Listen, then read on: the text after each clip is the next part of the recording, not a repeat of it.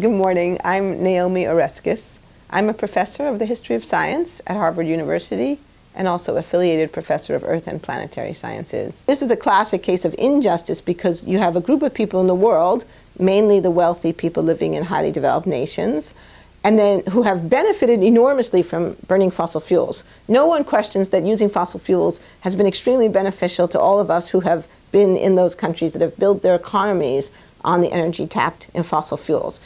We benefited from that, absolutely, and we enjoyed those benefits. But it turns out now that there are costs, really serious costs in terms of damage that's being done all around the globe. And that damage is unjust in two ways.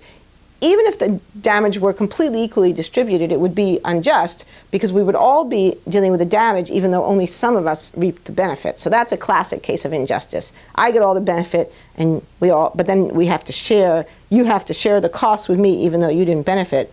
But it's actually even worse than that because the harms are actually not equally distributed. The poor people of the world are actually going to be hurt more. And that's because they lack the capacity, they lack the resilience capacity to adjust to adapt to, and to deal with the hostile and negative impacts of climate change. So just think about a flood.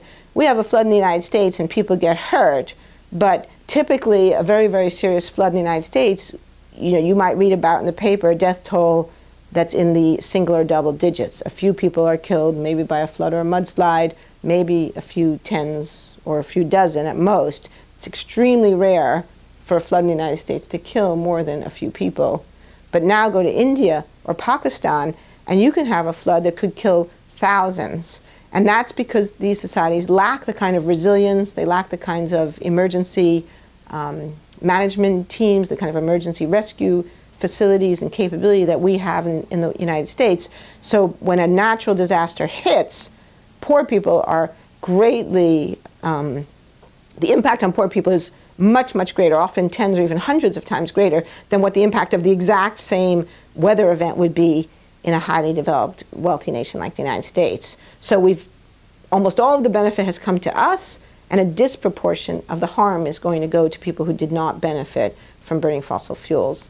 And this is really the central message of the Pope's encyclical on climate change, and it's why he's linked climate change to inequality, because he says, the poor are the ones who will be suffering the most. They're the most vulnerable to the impacts. We also have tremendous numbers of poor people living in very low, very close to sea level in places like Bangladesh.